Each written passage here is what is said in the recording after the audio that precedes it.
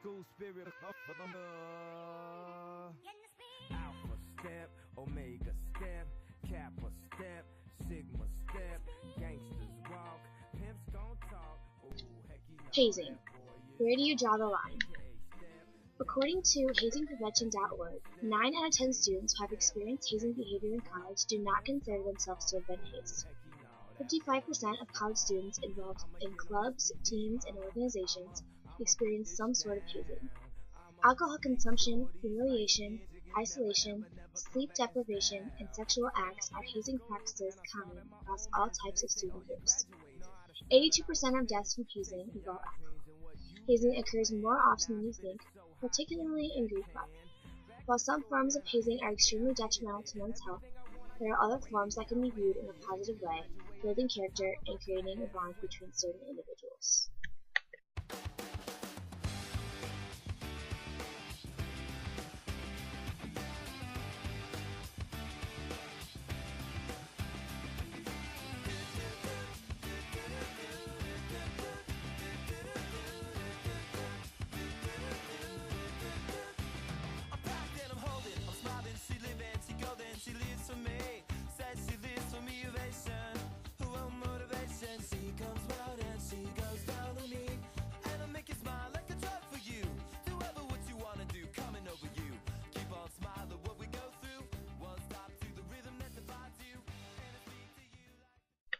So how has Greek life become so popular?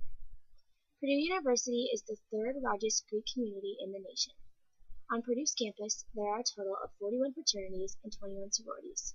Greek life draws students in from all different areas.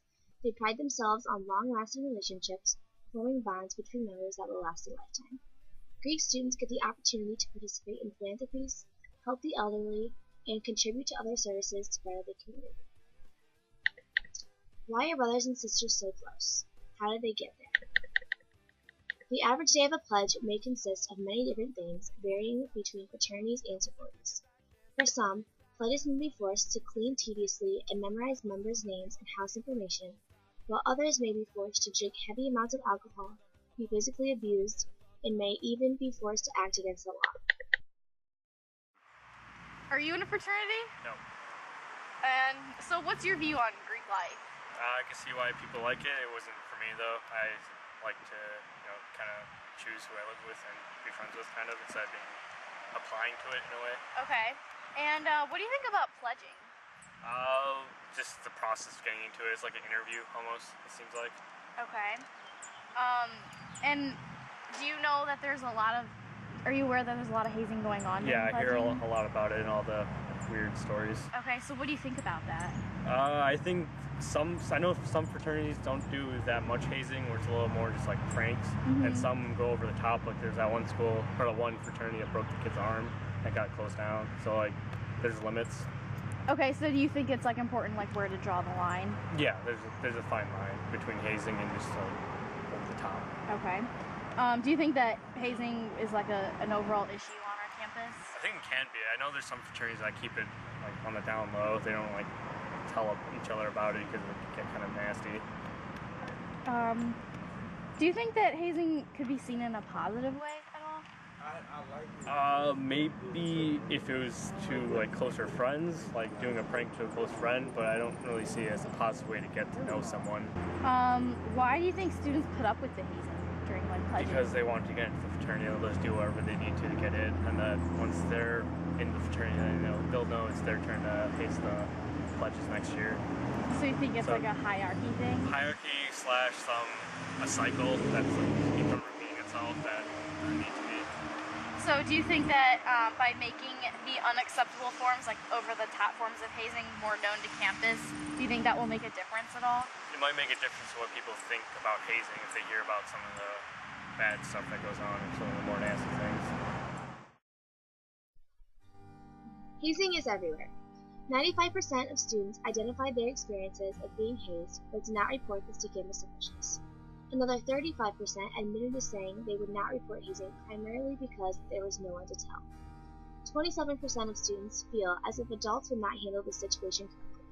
Because of these percentages, We feel that it is necessary that issues such as these don't continue to go unnoticed in order to protect the well-being of all college students. In 2012, a fraternity, Beta Theta Pi, was shut down due to complaints of hazing and alcohol abuse. We believe that this is one of the few instances where authorities have stepped in and taken control. James C. Arnold notes that hazing provides an environment of adversity that brings individuals together, and the more closely bound they are to each other, the more closely bound they are to the group as a whole.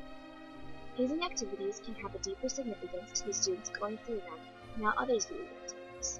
One may somehow see a direct connection between pledging rituals and how they can be manipulated as community and social bonding activities within that fraternity or sorority. Students continue to put themselves in these dangerous situations despite the fact that they already know what they're getting themselves into. But why? Why do they accept social deviance, embarrassment, humiliation, abuse, and physical pain? These practices can be thought of as promoting group-relevant skills and attitudes and maybe even reinforce status hierarchies. Some students think that these induction activities become rewarding and may in fact be fun. One study concludes that participants who experience discomforting or harmful inductions also intended to report having more fun than those inducted with harmless procedures. But not everyone views hazing practices this way. These attitudes towards pledging and hazing tend to be different, particularly in non-Greeks.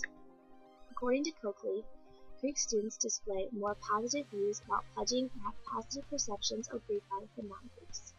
Researchers state it is apparent that when students' perceptions of Greek letter organizations are uncritically positive, they become susceptible to hazing activities. Those involved in Greek life rely more on pure relationships between their Greek brothers and sisters, and also have a higher level of social orientation as opposed to non-Greek students. Even though hazing is banned by all national Greek organizations, it is still an ongoing practice and frequently only comes to public's attention through news media when these practices become blatant. While we have already mentioned that there are some forms of hazing that are acceptable, we need to make an effort to control those hazing activities that pose great harm and danger to individuals. Forcing the consumption of excessive amounts of alcohol is among the most dangerous and most common forms of hazing. It serves as most, if not all, of the reported instances and deaths on hazing. This issue needs to be better controlled by Purdue authorities by taking further actions into taking a closer look into each chapter. Many people think that hazing only affects students within the Greek system. However, this is not always the case. For instance, the roommate of someone in a fraternity, non-Greek friends associated with Greek members, or even the families of the students getting hazed are all affected. If Purdue authorities become more involved and aware of these unacceptable forms of hazing, we will protect the well-being of not only Greek members, but of all Purdue college students. It may take time for things to change, but we must start somewhere. And we can start by making our campus more aware of unacceptable forms of hazing and how it ultimately affects everyone around us. So why not start now?